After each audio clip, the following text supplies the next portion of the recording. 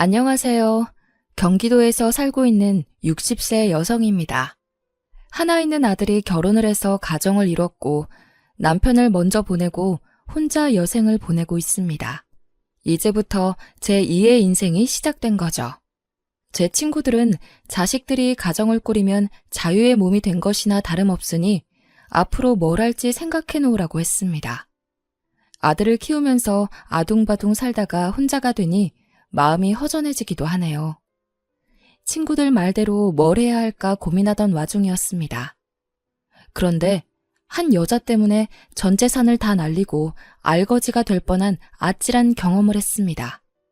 제가 가진 돈을 노렸던 여자는 바로 제 며느리였죠. 처음에는 며느리도 제게 잘했습니다. 반찬을 챙겨주거나 안부를 묻는 등 제 친구들이 부러워할 정도로 여러 가지 챙겨주었습니다. 아들이 다른 건 몰라도 장가는 잘 갔다고 생각했는데 며느리가 가면을 쓰고 있었던 겁니다. 가면이 벗겨지는 순간 며느리의 추악한 민낯을 보게 된 것이죠. 며느리가 얼마나 파렴치한 음모를 꾸몄는지 지금도 저는 믿을 수 없습니다. 제가 며느리의 실체를 알았을 때에는 모든 걸 잃을 뻔했는데요. 하늘이 무너져도 솟아날 구멍은 있다는 말처럼 친구의 도움으로 며느리에게 당한 만큼 돌려주었습니다. 그래서 여러분들에게 며느리가 제게 어떤 만행을 저질렀는지 털어놓으려고 합니다. 제 아버지는 헤어 디자이너이셨습니다. 직업에 걸맞게 개방적인 사고방식을 가지고 계셨죠. 반면에 엄마는 전형적인 조선시대 여성이셨습니다. 남편을 떠받들고 살아야 한다고 생각하셨어요. 고지식한 만큼 융통성이 없으셔서 항상 정해진 대로 모든 걸 처리하셨는데요. 아버지께서 법대를 졸업하고 사법고시에 도전한 적이 있으셨습니다. 저희 집은 판검사에 한이 맺힌 집안이었죠. 증조 할아버지 때부터 아들들이 판검사에 도전하셨지만 집안에서 법복을 입게 되신 분은 한 명도 없었습니다. 할아버지도 판검사 도전에 실패하셨죠. 그래서인지 할아버지께서 아버지에게 판검사가 되라고 강요하셨어요. 종민아, 너는 꼭 법대에 가서 판검사가 돼야 한다. 아버지, 저는 따로 정해놓은 목표가 있어요. 그게 뭐냐? 정말 보수적인 집안이었는데 아버지의 입에서 정말 뜻밖의 말이 나왔다고 합니다. 전 미용사가 되고 싶어요. 설마 이발사가 되겠다는 거냐? 아니요. 남자들 머리만 하는 이발사 말고 여자들 머리도 하는 미용사가 되고 싶어요. 할아버지께서 그 말을 듣고 소리를 버럭 지르셨다고 합니다. 뭐야? 사내놈이 여자들 머리나 잘라주겠다는 거냐? 절대 안 돼. 지금 당장 다시 판검사 준비하거라. 지금이야 남자 미용사가 흔하지만 그 당시에는 남자들이 미용실에 가지를 않았습니다. 이발사가 되겠다고 해도 열이 받는데 미용사가 되겠다고 하니 보수적인 할아버지께서 화를 내는 건 당연한 일이었죠. 할아버지가 반대하기에는 아버지께서 옷이나 헤어스타일에 관심이 너무 많았습니다. 오랫동안 혼자만의 꿈으로 간직하고 있다가 겨우 입 밖으로 꺼낸 건데 생각보다 더한 날벼락을 맞으셨습니다. 저는 판검사 되고 싶지도 않고 공부에 취미도 없단 말이에요. 아버지도 잘 아시잖아요.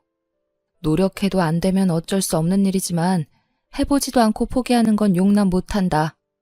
무조건 법대에 가거라. 할아버지의 강압에 못 이겨 아버지께서 법대에 들어가셨습니다. 그 후에 사법고시 준비를 시작했는데 미용사가 될 사람이 하루 종일 법전을 공부하고 있으니 죽을 맛이었겠죠. 하기 싫어서 억지로 한 공부였으니 결과가 좋을 리가 없었습니다. 고시에 5번이나 연속으로 떨어져서 아버지도 포기하겠다고 말씀하셨는데요.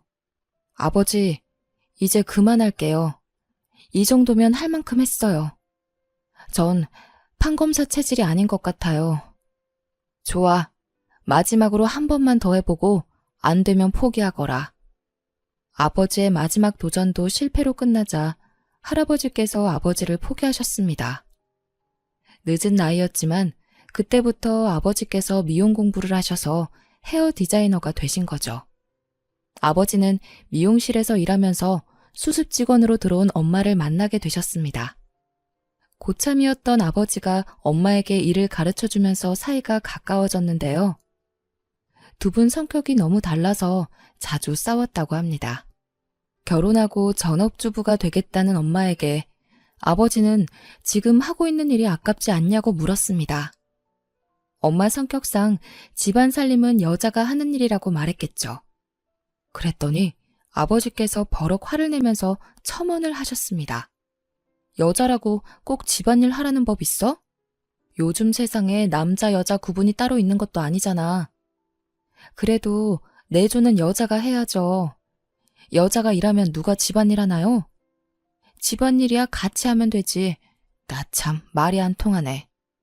이런 식으로 자주 싸우셨지만 여자는 온순하고 온화해야 한다는 엄마의 지조 덕분에 큰 싸움으로 번지지는 않았다고 해요. 늘 엄마가 먼저 알겠다고 하고 아버지의 생각을 존중하셨거든요. 저도 엄마의 영향을 많이 받고 자라서 여자는 남편을 도와서 내조를 잘해야 한다는 생각을 가지고 있었어요. 그렇게 교육받고 대학에 들어가니 다른 친구들이 여러 남자들과 자유롭게 만나면서 연애하는 걸 이해하지 못했죠. 아무리 썸이라고 해도 여러 명 만나는 건 좀 아니지 않아? 사귀는 것도 아닌데 뭐 어때? 남자는 여러 명 만나보면서 선택하는 게 제일 좋아. 그래, 어차피 남자들도 그렇게 만나고 있을걸? 괜히 한 명만 썸 타면서 기다리고 있다가 그 남자가 딴 여자한테 가버리면 어떡해. 친구들이 이런 식으로 여러 남자와 썸을 타고 연애를 하더니 또 쉽게 헤어지더라고요.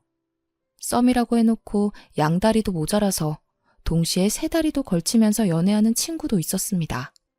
그런데 그 친구가 저보고 남자친구 있냐고 물어보는 거 있죠? 세희야, 너 남자친구 있어? 아직 없지? 응, 난 연애에 별로 관심이 없어서. 야, 너 그러다 나중에 결혼은 어떻게 하려고 그래? 남자도 많이 만나봐야지 아는 거야. 아니야, 나는 남자 관심 없어. 딴 이야기 하자. 하긴 우리 친척 언니도 독실한 크리스천이라 남자친구 한 번 안 사귀었는데 결혼 진짜 잘했더라. 의사랑 결혼해서 잘 먹고 잘 살고 있잖아. 헐, 진짜? 친척 언니가 진짜 예쁜가 보다. 엄청 예쁘지. 언니 집에 놀러 갔는데 너무 부럽더라. 역시 결혼은 능력 있는 남자랑 해야 하나 봐. 맞아. 잘생긴 놈이랑 결혼해봤자 하나도 소용없대. 역시 돈이 최고인가 봐. 그래서 나는 돈 많은 놈이랑 결혼하려고. 엄청 못생겼어도? 당연하지. 남자는 돈 아니야? 친구들이 이런 식으로 낄낄거리면서 웃고 떠들길래 제가 정색을 하면서 말하였죠. 좋아하지도 않는데 돈 많은 남자랑 결혼하려고? 그럼 당연하지. 좋아하는 것도 잠시야. 어차피 결혼 1년 차 넘어가면 콩깍지 다 벗겨진대. 아무리 그래도 사랑하지도 않는 사람하고 어떻게 평생을 같이 살아. 아, 그러니까 네가 연애를 못하는 거야. 남편이 아니라 돈을 사랑하면 평생 살 수 있어. 어우, 야, 그거 명언하다 얘. 친구들이 어이없는 말을 주고받으면서 웃길래 그냥 입을 다물어 버렸습니다. 말로만 그러는 줄 알았는데 실제로 친구들이 잘생긴 남자들과 연애하더니 결혼은 조건 좋은 남자들이랑 했습니다. 제 생각이랑 너무 달라서 이 친구들하고 오래가지 못했죠. 저는 한 번 연애하면 이 남자랑 끝까지 가야 한다고 생각하는 순정파였거든요. 친구들의 성화에 못 이겨 몇 번 소개팅하긴 했지만 마음에 드는 상대가 없었습니다. 친구들은 저를 모태솔로라고 놀려댔지만 필이 팍 꽂히는 남자를 만나기 전에는 연애를 함부로 할 생각이 없었는데요. 대학을 졸업하고 취직한 곳에서 처음으로 마음이 끌리는 남자를 만나게 되었습니다. 저와 같은 부서에서 근무했던 대리님이었죠. 키가 크고 잘생긴 것도 아니었습니다. 단지 성실해서 눈길이 갔는데요. 일밖에 모르는 사람이라서 가장 먼저 출근해서 가장 늦게 퇴근했거든요. 게다가 일도 잘해서 상사들이 우수사원이라고 칭찬했지만 다른 직원들이 남편을 따로 불러 뭐라 한 소리 하기도 하였습니다. 김대리, 정도껏 해. 회사에 충성한다고 돈 더 주는 것도 아니잖아. 김대리 혼자 이렇게 설쳐대면 우린 뭐가 돼? 제발 적당히 하라고. 내가 돈 더 받으려고 이러는 거 아니잖아. 이번 프로젝트 어떻게든 잘해보려고 이러는 거야. 다른 직원들 눈치 보는 거 안 보여? 그래, 너 잘났다. 너 알아서 해라. 동료들은 김대리가 승진을 하려고 발악하는 거라고 수군거리고 있었죠. 몇몇 직원들은 김대리를 이용하기도 했습니다. 특히 여직원들이 퇴근 시간이 다가올 때면 대리님에게 가서 자기 일을 대신해달라고 아양을 떨었어요. 김대리님, 제가 오늘 급한 일이 있어서 그런데 보고서 작성을 못 끝낼 것 같아요. 그래서 그런데 이번 한 번만 도와주시면 안 될까요? 제가 대신 끝내놓을 테니까 먼저 들어가세요. 감사해요. 제가 다음에 한턱 쏠게요. 단칼에 거절했으면 좋겠는데 대리님 성격이 온순하셔서 부탁을 거절하는 법이 없었어요. 이제는 상사들도 대리님의 착한 성격을 이용해 먹으려는 것 같았습니다. 이상하게 매번 승진 대상에서 제외됐거든요. 인사과장과 저희 부서 팀장이 휴게실에서 하는 대화를 우연히 듣게 됐는데 그 대화를 들어보니 대리님께서 왜 매번 승진에 실패하는지 알 것 같더군요. 정 부장, 이번에 과장 진급 대상 나왔어? 아마 내일쯤 나올 거야. 그런데 확실한 건 김 대리는 아니야. 김 대리 찍힌 것 같더라. 일 대충대충 하고 넘기자고 했는데 어떻게 그렇게 하냐고 따졌다며? 무조건 열심히 한다고 되는 게 아닌데 융통성이 없어서 별로 도움이 안 되는 것 같아. 김 대리는 딱 지금 자리가 어울리지. 하는 짓 보면 과장이나 부장으로 올라갈 급이 아니야. 술자리도 좀 좋아하고 사바사바도 할 줄 알아야 하는데 그저 죽어라 일만 하면 승진될 거라고 생각하니까 그렇지. 김 대리랑 일하는 애들도 힘들어 하더라고. 그런 애들은 평생 대리만 달다가 나가야지. 상사들은 회사의 감시를 피해서 이익을 챙기고 싶어 했거든요. 눈치 빠르고 융통성 있는 직원을 곁에 두고 싶어 했는데 김 대리는 전혀 그런 스타일이 아니었던 거죠. 그런 사실을 알게 된 저는 김 대리가 안타까워했습니다. 그래서 김 대리에게 충고를 해주었죠. 대리님, 요즘 소문이 너무 안 좋더라고요. 일 잘하시는 거 알고 있는데 너무 빡세게 일하셔서 같이 일하는 분들이 힘들어하는 것 같아요. 이번에 맡은 프로젝트가 장기 프로젝트인데 정말 잘하고 싶어서 그래요. 이것만 마치고 페이스 조절하겠습니다. 사실 대리님, 부장님이랑 과장님이 하시는 말씀 들었는데 대리님 이야기를 하시더라고요. 일만 너무 많이 하고 아부를 안 떨어서 마음에 안 들어 하시는 것 같아요. 알고 있었어요. 그런데 제가 비위 맞춰드린다고 좋아하실까요? 어차피 그러려고 노력해봤자 잘 안 될 거예요. 저는 일 열심히 하는 편이 편합니다. 저는 대리님의 답변을 듣고 다시 한번 반하게 되었죠. 게다가 몇 달 뒤에 제가 김 대리의 도움을 받는 일이 생겼습니다. 팀장님이 갑자기 저를 부르더니 신규 사업을 추진해보라고 하셨습니다. 내가 정세희 씨를 특별히 좋게 생각해서 추천해봤어. 제대로 된 성과 나오면 인사고과에 반영시켜서 대리로 진급시켜줄게. 팀장님께서 기획안을 써오라고 한 날부터 야근하면서 문서 작성에 매달렸습니다. 보름이 넘도록 현장에 나가서 자료를 모으고 분석했는데요. 이제 임원들 앞에서 기획서를 발표해야 하는데 기획서를 완성시키지 못한 거예요. 아직 경험이 부족한 제게는 어려운 일이었습니다. 그때 대리님이 구세주처럼 등장한 것이죠. 세희 씨, 뭐 때문에 이렇게 힘들어하세요? 제가 좀 도와드릴까요? 아, 네. 데이터는 다 모았는데 사업 전망에 대해 어떻게 잡아야 할지 막막하네요. 어디 한번 봐요. 대리님이 제가 만들어 놓은 문서를 꼼꼼하게 확인하더니 문제점을 찾아내서 수정하는 작업을 도와주셨습니다. 자기 업무까지 제쳐두고 일주일 동안 제 일에 매달리셨죠. 덕분에 제가 봐도 완벽한 기획서가 완성되었습니다. 예상했던 대로 기획안 발표도 대성공이었는데요. 팀장님께서 약속한 대로 인사국과에 반영해 주신다고 하더라고요. 그래서 제가 대리님 이야기를 꺼냈습니다. 팀장님, 사실 이번 기획서는 김 대리님 도움을 많이 받았습니다. 그러니 인사고과에 대리님 실적으로 올려주세요. 그래? 김 대리가 일을 이렇게 잘했어? 세희 씨가 그렇다면 당연히 그렇게 해야지. 우선 김 대리 불러봐. 제가 대리님한테 가서 자초지종을 설명하니까 깜짝 놀라셨습니다. 바로 팀장님께 가서 자기가 한 게 아니라고 하더라고요. 팀장님, 세희 씨가 너무 겸손하게 말씀하셔서 오해를 하신 것 같습니다. 전 그냥 검토만 해줬고 세희 씨가 혼자서 한 기획안입니다. 아니, 대리님께서... 세희 씨, 일단 나 좀 볼까요? 대리님께서 저를 따로 불러서 제가 한 거라고 단정 짓더군요. 저는 너무 감사해서 승진할 수 없다고 했지만 대리님께서 끝까지 제가 잘한 거라고 하셨습니다. 그래서 결국 대리로 승진할 수 있게 되었는데요. 그때부터 대리님을 좋아하는 마음이 깊어지게 되었습니다.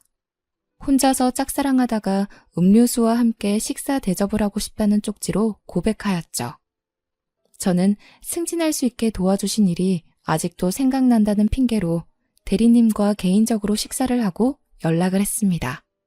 그날을 계기로 몇 번의 데이트를 반복하다가 1년의 교제 끝에 결혼을 하게 되었습니다. 결혼 후 맞벌이를 하면서 20년 만에 내 집 마련의 꿈을 이루기도 했는데요. 하지만 남편은 우리 부부가 마련한 집에서 세상을 뜨고 말았습니다. 간암으로 허망하게 세상을 뜨고 말아서 몇 년을 슬퍼했죠. 평생 일만 하다가 몸이 고장난 것도 모르고 간암에 걸린 것이었습니다. 손 쓸 수 없이 커진 통증 때문에 병원에 갔는데 이미 치료 시기를 한참 놓친 뒤였습니다. 의사가 손을 쓸 방법이 없다고 하는 바람에 집에서 요양하며 시한부 인생을 보냈죠. 남편을 보낸 뒤에는 아들에게 의지하면서 살았습니다. 어릴 때부터 수학과 과학을 좋아했던 아들이 공대에 들어갔고 공대를 졸업한 뒤 자동차 회사의 기술연구소 연구원으로 들어가게 되었어요. 저희 아들은 아버지의 영향을 받아서 그런지 참 성실했습니다. 여자 만나는데 시간을 쓰지 않고 오직 일만 했죠. 그래서 제가 연애라도 해보라고 권유하기도 하였습니다. 아들, 이제 슬슬 연애하면서 쉬어봐. 이렇게 일만 하다가 몸 상한다. 연애는 무슨, 아직 결혼할 생각 없어. 일단 자리 잡고 가정 꾸릴 수 있으면 연애 생각도 그때 해볼 거야. 아들 나이가 30이 넘어가고 있는데 연애 한 번 안 해본 것 같더라고요. 그래서 제가 결혼은 언제 할 거냐고 재촉했습니다. 그럴 때마다 아들은 늘 아직 멀었다고만 대답했죠. 그러다 몇 년 뒤에 선임 연구원이 되자 아들이 결혼정보회사에 가입하게 되었습니다. 아들이 결혼정보회사를 통해 여러 번 소개팅을 해보았지만 별 성과가 없었다고 합니다. 이러다 아들이 영원히 결혼 못하는 거 아닌가 싶어서 애간장이 탈 때쯤이었습니다. 아들이 제게 마음에 드는 여자를 만났다고 하더군요. 이번에 결혼정보회사에서 웹디자이너를 소개시켜줬는데 똑똑하고 야무져 보이더라고. 커리어에 자부심도 있어 보여서 진지하게 만나보고 싶어. 그래, 제발 좀 만나봐라. 여자는 뭐라고 해? 너 마음에 든대? 뭐, 내가 마음에 든다고 하던데? 그럼 됐다. 잘해봐라. 괜히 쓸데없는 거 물어봐서 말 실수하지 말고. 여자를 만나본 적이 없어서 차이고 돌아오는 건 아닐까 싶었는데 제 우려와 다르게 데이트를 잘하고 돌아온 것 같았습니다. 그 뒤로 여러 번 데이트를 하더니 정식으로 만나보고 있다고 하더군요. 그리고 3개월 후에 아들이 며느리가 될 사람이라고 결혼정보 회사에서 만난 여자를 집으로 데리고 왔습니다. 안녕하세요, 어머님. 김수경이라고 합니다. 그래, 수경아. 오느라 고생 많았다. 얼른 여기 와서 앉아라. 네, 어머님. 오빠한테 살림 잘한다고 들었는데 집이 진짜 깔끔하네요. 제가 어머님께 배워야겠어요. 며느리가 어색해하는 저를 위해 과분한 칭찬을 해주더라고요. 살림 칭찬은 물론 제 피부 칭찬까지 해주며 친근하게 다가왔습니다. 성격이 밝고 싹싹해 보여서 저는 마음에 쏙 들었죠. 아들 녀석도 제가 좋아하는 모습을 보았는지 며느리가 간 뒤에 어떤 것 같냐고 묻더군요. 엄마, 수경이 어때? 성격도 좋고 예쁘지? 나는 아주 마음에 든다. 너만 좋다면 당장이라도 며느리 삼고 싶어. 일 잘하고 똑똑해. 얼마 전에 승진했다고 하더라고. 나도 수경이만 괜찮으면 빨리 결혼하고 싶어.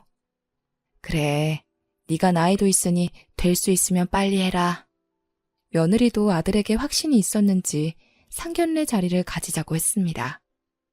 그리고 2달 뒤에 결혼식을 올리고 부부가 되었죠. 아들이 일하는 연구소가 경기도에 있어서 그 근처로 집을 구하게 되었습니다. 처음에는 좋은 집을 사려고 했지만 며느리의 반대로 작은 전셋집을 구해서 신혼생활을 시작했습니다. 좋은 아파트 놔두고 왜 그 집으로 이사 가냐고 물었더니 며느리가 경기도가 아니라 서울에서 살고 싶다고 하더군요. 저는 며느리 회사가 서울에 있어서 그런 거라고 생각했습니다. 그저 별다른 생각 없이 서울 집값만 걱정하였죠. 아들네가 얼른 자가를 얻었으면 해서 예전부터 부어놓은 적금을 더 모아두고 있었습니다. 그만큼 아들을 위하는 마음이었지만 며느리를 딸같이 생각하는 마음도 있었거든요. 일 때문에 아들네를 자주 들리지 못했지만 며느리가 매일같이 안부 전화를 했고 수시로 제가 좋아하는 음식들을 해오거나 식재료들을 사와서 요리해 주었습니다. 어느 날은 제가 갈비찜을 좋아하는 걸 알고 제 집으로 와서 해주더군요. 어머님, 갈비찜 어떠세요? 간이 딱 맞나요? 너무 딱 맞네. 너는 요리를 누구한테 배웠니? 어쩜 이렇게 맛있게 잘하나 몰라. 그냥 인터넷 보고 따라하는 거예요. 어머님 입맛에 맞아서 다행이에요. 드시고 싶은 거 있으시면 말씀하세요. 제가 다 해드릴게요. 너 힘든데 무슨 요리를 해주려고 그러니? 말만 해줘도 고맙다. 아유, 어머님은 제 친정 어머니 같으셔서 그래요. 먹고 싶은 거 생기면 편하게 말씀해 주세요. 말로만 친정 엄마 같다고 한 것이 아니었습니다. 정말 친딸 이상으로 저를 위해 주어서 의지가 많이 됐었는데요. 집에서 혼자 지낸다고 찾아와서 말동무도 해주고 산책하러 가자며 근처 공원을 돌아다니기도 하였습니다. 그렇게 눈에 넣어도 아프지 않을 것 같던 며느리가 1년쯤 지나니까 점점 변하기 시작하더라고요. 어머님, 이 원목 탁자 이 집에는 안 어울리는 것 같아요. 혼자 사시는데 크기가 너무 크지 않나요? 좀 크긴 한데 이게 있으니까 예뻐 보이더라고. 게다가 선물 받은 거라서 버리기도 좀 그렇다. 아, 그러세요? 저희 집에 두면 딱 좋을 것 같은데. 딱 봐도 자기 달라는 눈치였죠. 며느리가 탐내는 원목 탁자는 선물 받은 게 아니었습니다. 수입한 고급 가구라서 상당히 비싼 것이었거든요. 제가 아끼는 녀석이라서 주기가 좀 그랬습니다. 그런데 며느리는 집에 올 때마다 탁자 이야기를 하며 눈을 떼지 못하더군요. 결국 제가 2손 2발 다 들고 말았습니다. 그렇게 마음에 들면 가져가거라. 네 말대로 탁자가 너무 큰 것 같더라. 어머, 정말이세요? 고맙습니다, 어머님. 제가 작은 걸로 사드릴게요. 며느리가 아이처럼 좋아하더니 기다렸다는 듯이 트럭을 불러냈습니다. 원목 탁자를 가지고 가더니 정말 저렴하고 볼품없는 탁자를 사주었죠.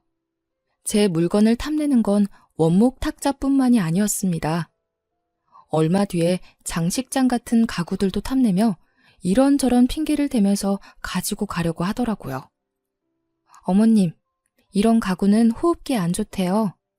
어머님 천식도 앓고 계시면서 이런 가구 쓰시면 안 돼요. 제가 새 걸로 사드릴 테니 이거 저 주세요. 얼핏 들으면 저를 위한 것 같지만 며느리는 비싼 가구만 알아보고 가져갔습니다. 그리고 이번에는 새로 사주지도 않았죠.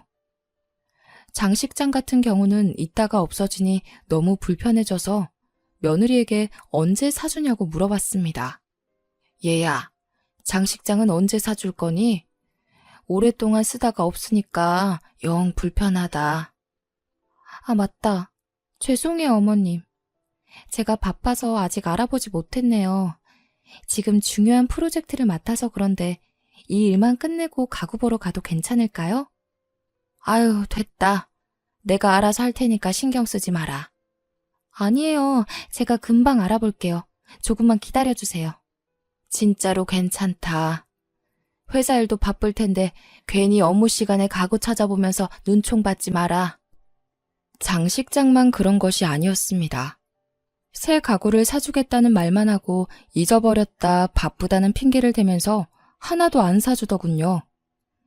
그래서 저는 친구와 같이 중고 가구점 거리에 나섰습니다. 며느리가 가져가서 가구가 없다고 하니까 친구가 깜짝 놀라하면서 돈 이야기를 꺼내더라고요. 네 며느리는 왜 사준다면서 안 사주니? 가구 살 돈은 받은 거야? 아니, 안 받았어. 뭐? 그럼 네 돈으로 가구를 사겠다고? 친구는 가구를 가지고 갔으면 새로 사주든지 돈을 주든지 둘 중 하나는 해줘야 하는 거 아니냐고 따졌죠.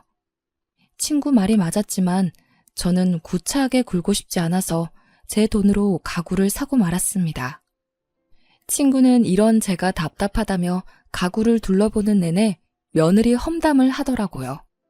생각할수록 어이가 없네. 당연히 자기가 먼저 돈 주겠다고 해야지. 안 받겠다고 해도 억지로 보내야 하는 거 아니야? 정말 얌체 같네. 그러다 가구점에서 눈에 익은 물건을 발견했죠. 제가 아끼던 원목 탁자가 있어서 얼른 가까이 다가가 봤습니다. 애지중지 잘 쓰다가 다리 부분에 흠집 하나를 낸 적 있었는데 딱 그 자리에 긁힌 자국이 있더라고요. 제 집에서 원목 탁자를 여러 번 본 적 있는 친구도 제 거 같다고 하였습니다. 세희야, 이거 너희 집에 있던 원목 탁자 아니야? 네가 실수로 여기 부딪혔다고 했잖아.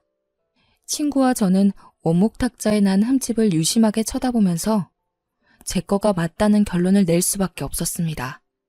친구가 제게 사진까지 찍게 만들더니 직원을 불러 누가 판 거냐고 물어보자 했지만 금방이라도 싸울 것 같은 친구 녀석을 잘 달래서 데려왔죠. 집으로 가는 길에도 화가 가라앉지 않는지 친구 녀석이 끝까지 며느리 욕을 하였습니다. 아니, 세상에 지 용돈 필요하다고 시어머니 가구까지 팔아먹는 며느리가 어딨어? 사정이 있는 거겠지. 며느리에게 물어보고 연락해줄게. 우리 수경이가 그럴 애가 아니야. 저는 끝까지 며느리를 감싸며 오해하지 않으려고 노력했습니다. 며칠 뒤에 며느리가 집에 올 때까지 기다렸죠. 드디어 며느리가 오자 가구점에서 찍어온 사진을 보여주었습니다. 내가 얼마 전에 중고 가구점에 다녀왔는데 너 이 탁자는 왜 판 거니? 중고 가구점 다녀오셨어요? 사실은 저희 집에 가지고 왔는데 사이즈가 안 맞더라고요. 제가 눈대중을 잘못했나 봐요. 어머님 탁자도 새로 사서 보내드렸는데 다시 돌려보내기도 그랬어요. 그렇구나. 그럼 탁자 판도는 줘야 하지 않을까? 아, 맞다. 뭔가 허전하다 했는데 돈을 안 드렸네요. 죄송해요. 제가 이따가 붙일게요. 며느리가 말은 이렇게 했지만 며칠이 지나도 돈을 주지 않았어요. 괘씸했지만 얼마 되지도 않는 돈을 달라고 재촉하기 싫었습니다. 그 뒤로도 며느리는 마음에 드는 게 있으면 가지고 갔습니다. 제가 마음먹고 산 양털 자켓이나 가죽 장갑 등을 탐내기도 했죠. 그리고 쥐꼬리만한 돈을 주면서 생색을 냈습니다. 며느리가 하는 짓이 점점 얄미워졌지만 속 좁은 시어머니란 소리를 듣고 싶지 않아서 아무 말도 하지 않았습니다. 딸 같은 며느리에게 선물 준 거라고 생각했는데요. 제 생일이 되자 며느리가 정말 황당한 이야기를 꺼냈습니다. 같이 식사하는 자리에서 며느리가 갑자기 집문서를 주는 거 있죠? 저는 집문서를 받다가 아들 녀석을 쳐다보고 또 며느리를 쳐다보았습니다. 도대체 이게 뭐냐? 집문서예요. 이제 어머님 나이도 있으니까 서울보다는 공기 좋은 시골에서 사시는 게 좋을 것 같아서요. 제가 거금 들여서 전원주택 하나 장만했어요. 아니, 세상에, 네가 무슨 돈이 있다고 전원주택을 샀니? 그 말 한마디에 그동안 쌓인 불만이 사르륵 녹아내리더라고요. 제가 감동받은 눈빛으로 며느리를 쳐다보니까 조건을 하나 내걸었습니다. 대신 어머님 사시는 집은 저한테 주세요. 전원주택으로 이사 가시면 서울 집은 필요 없잖아요? 맞아. 수경이가 그러는데 회사나 너무 멀어서 힘들대. 나도 서울로 발령 날 것 같으니까 엄마가 이사 가주라. 가서 푹 쉬면 건강도 좋아질 거 아냐. 뭐라고? 우리 아들까지 며느리 편을 들 줄 몰랐습니다. 그렇지만 며느리가 무리해서 얻은 전원주택이니까요. 아무리 서울 집값이 비싸도 전원주택이 더 비싸지 않을까 고민하다가 아들 녀석이 대답을 재촉하는 바람에 그렇게 하자고 했습니다. 지금 생각하면 정말 바보 같은 짓이었죠. 전원주택이 있다는 양평으로 가보니 욕짓거리가 절로 나왔습니다. 며느리가 사놓은 전원주택은 다 쓰러져가는 낡은 한옥이었거든요. 게다가 방치된 지 오래돼서 허물어지기 일보 직전이었습니다. 잘못 찾아온 건 아닌지 주소와 번지수를 몇 번이나 확인했지만 며느리가 사준 전원주택이 맞았습니다. 제가 그 폐가 앞을 서성이고 있으니 지나가던 동네 이장이 더 충격적인 말을 건네주었습니다. 아이고, 이 집에서 사시려고? 수리비 엄청 들 거야. 하기사 공짜로 얻은 집이니까 수리비 정도는 감당해야겠네. 네? 공짜로 얻었다고요?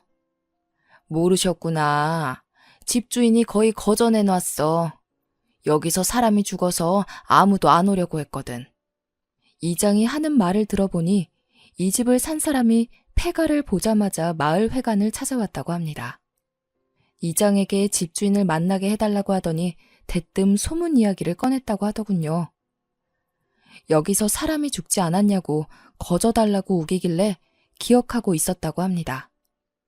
결국 집주인도 집이 팔리지 않아 며느리에게 집을 거저주었다고 하죠. 그러면서 집주인이 마을 이장에게 이 말까지 했다고 합니다. 안 그래도 사람 죽었다는 소문이 나서 세금만 따박따박 물고 있어서 철거해버리려고 했어요. 너무 싸게 준 것 같은데 가지고 있는 것보다 낫죠 뭐. 마을 이장에게 이 말을 듣는 순간 화가 치밀어 올라서 견딜 수가 없었습니다. 이런 폐가를 거금 들여서 산 전원주택이라고 속이다뇨. 게다가 제 집까지 빼앗아서 이성을 잃고 말았습니다. 바로 서울로 올라가서 며느리에게 따지고 싶었지만 며느리가 연락을 받지 않았습니다. 아들 녀석도 마찬가지였죠.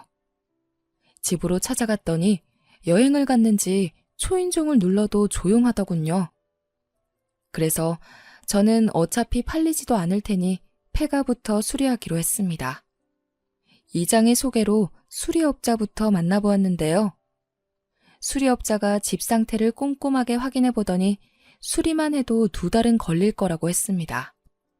빠르면 2달인데 이 집은 수리하는 게 아니라 뼈대만 남겨놓고 새로 지어야겠네요. 2달이요? 2달 동안 지낼 곳이 없는데 어쩌죠? 마을 이장이 옆에서 제 사정을 듣고 있다가 수리하는 동안 마을 회관에서 지내라고 하였습니다. 마을 회관에 가보니까 일반 가정집처럼 부엌도 있고 따뜻하더라고요. 게다가 마을 이장님께서 제 말동무가 되어주셔서 외롭지도 않았습니다. 제가 답답한 마음에 며느리가 한 짓을 다 일러바쳤거든요. 그랬더니 마을 이장이 혀를 차며 안타까워했습니다. 어휴, 참, 며느리가 아니라 불려우네요. 어떻게 시어머니한테 이런 말도 안 되는 짓을 할 수 있지? 그러게요. 아들 때문에 참고 살고 있습니다.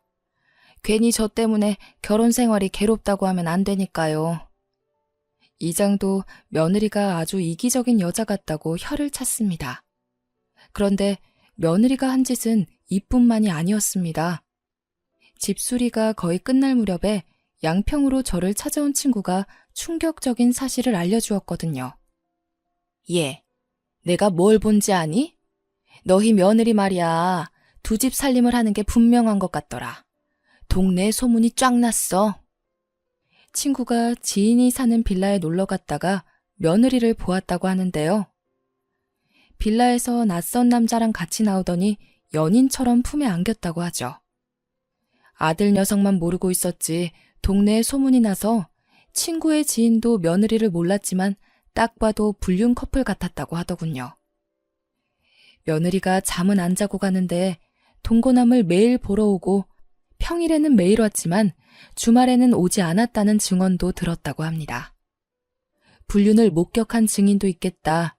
저는 며느리를 더 이상 용서할 수 없었습니다. 그때 아들 녀석이 대만에서 노느라 전화를 못 받았다고 다시 나한테 전화를 걸었더군요. 그래서 친구한테 들은 말을 다 이야기해 주었습니다. 제대로 된 증거가 없으니까 괜히 거기서 싸우지 마라. 얼른 한국으로 와서 불륜 현장을 잡아야 해. 알겠어. 되도록 빨리 갈게. 수경이 들어온다. 이따가 전화한다. 그렇게 전화가 끊기고 그날 밤 아들 녀석이 장례식장을 가야 한다는 핑계를 대고 한국으로 돌아왔습니다. 아들 녀석을 데리고 불륜 현장을 잡기 위해 친구가 말해준 빌라로 찾아갔죠. 친구의 지인이 알려준 시간대에 잠복하고 있으니 며느리가 대만에서 사온 기념품을 들고 빌라 안으로 들어가더군요. 그리고 동거남과 함께 나와서 남자 팔에 팔짱까지 끼는 모습을 목격하였습니다. 제가 아들을 데리고 불쑥 나타나니까 며느리 얼굴이 하얗게 질려버렸죠. 네가 감히 우리 아들 몰래 바람을 펴? 내 물건 탐내고 양평으로 쫓아낼 때부터 알아봤다. 너 같은 년을 믿은 게 죄지. 이리 와서 변명이라도 좀 해봐. 쳐 죽여도 시원치 않을 년아. 어머님, 왜 이러세요? 오해예요. 저 바람 핀 적 없어요. 뭐 어쩌고 저째? 내가 아무것도 모르고 왔을 것 같아? 며느리가 처음에는 발뺌을 하더니 제가 며느리 머리채를 붙잡고 난리를 치니까 잘못했다고 빌더군요. 하지만 아들 녀석도 저도 며느리를 용서할 수 없었습니다. 참다 못한 아들 녀석이 며느리 뺨을 후려갈겨서 한마디도 하지 못하고 울기만 했죠. 결국 저희 아들이 며느리에게 이혼 소송을 하였습니다. 그 과정에서 며느리가 제 집을 팔아버렸다는 사실 또한 알게 되었네요. 며느리가 저를 멀리 쫓아내고 동거남과 바람을 피고 있었고 하마터면 아들과 제가 며느리의 불륜 생활비를 대주는 스폰서가 될 뻔했습니다.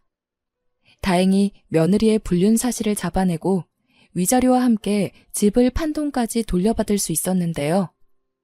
그 뒤로 아들과 함께 양평에서 살고 있습니다.